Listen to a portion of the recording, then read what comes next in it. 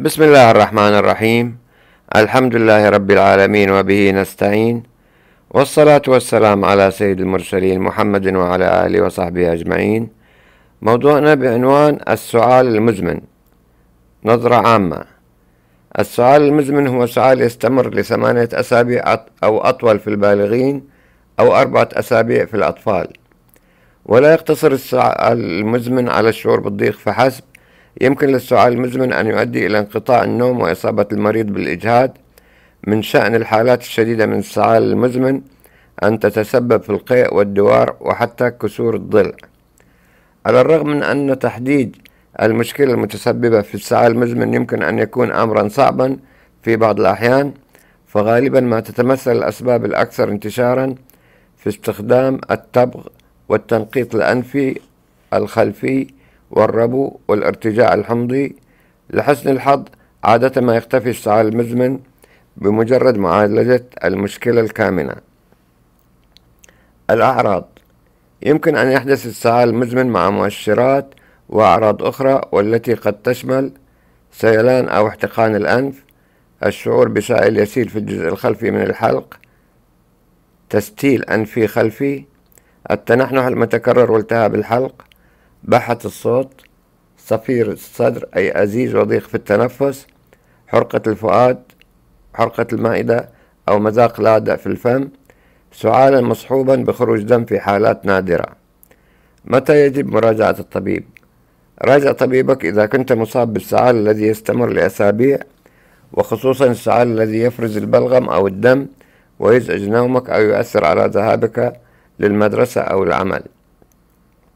الأسباب: السعال العرضي أمر طبيعي، حيث يساعد على التخلص من المهيجات والإفرازات من رئتيك، كما يقي من العدوى، في حين أن السعال الذي يستمر لأسابيع هو عادة نتيجة لمشكلة طبية، وينطوي الأمر على أكثر من سبب واحد في العديد من الحالات. الأسباب التالية سواء منفردة أو بالاشتراك مع غيرها مسؤولة عن أغلب حالات السعال المزمن. التستيل الأنفي الخلفي: عندما ينتج أنفك أو الجيوب الأنفية مخاط زائد، فيمكن أن ينزلق عائدا إلى الحلق ويحفز حدوث السعال، وتسمى هذه الحالة أيضا متلازمة سعال مجرى الهواء العلوي. الربو: ربما يحدث السعال المصاحب للربو ويزول مع تعاقب الفصول، فقد يظهر بعد الإصابة بعدوى الجهاز التنفسي العلوي، أو يصبح أسوأ عندما تتعرض للهواء البارد أو مواد كيميائية معينة أو عطور.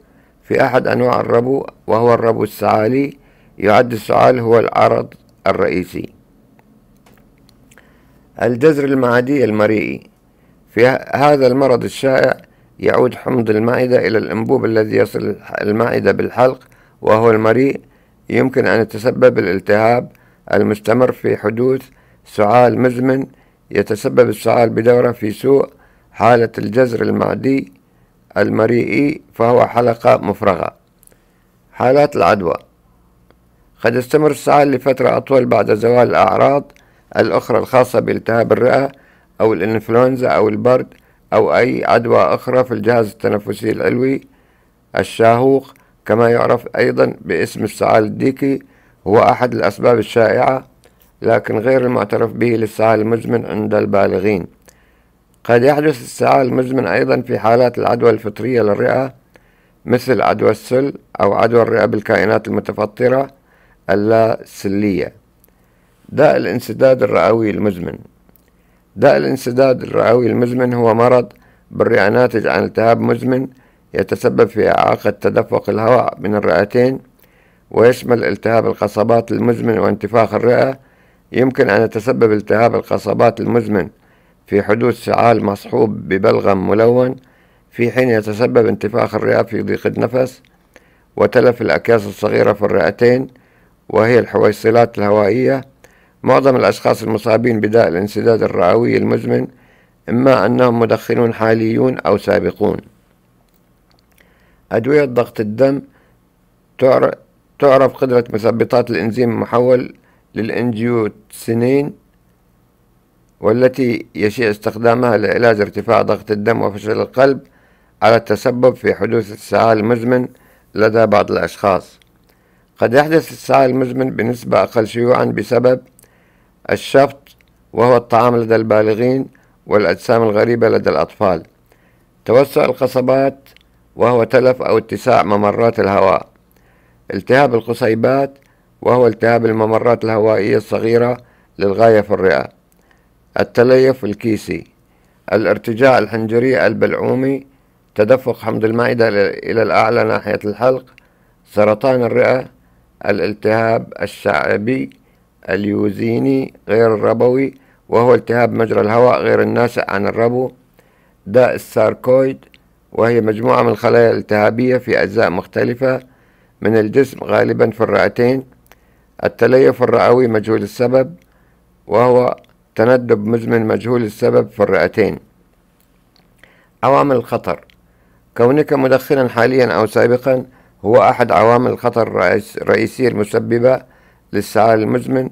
قد يؤدي التعرض المتكرر للتدخين السلبي أيضا إلى السعال وتضرر الرئة.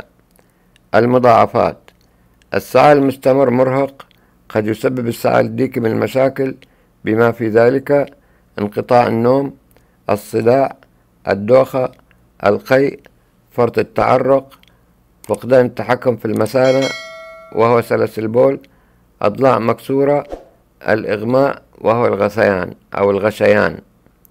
والسلام عليكم ورحمة الله وبركاته.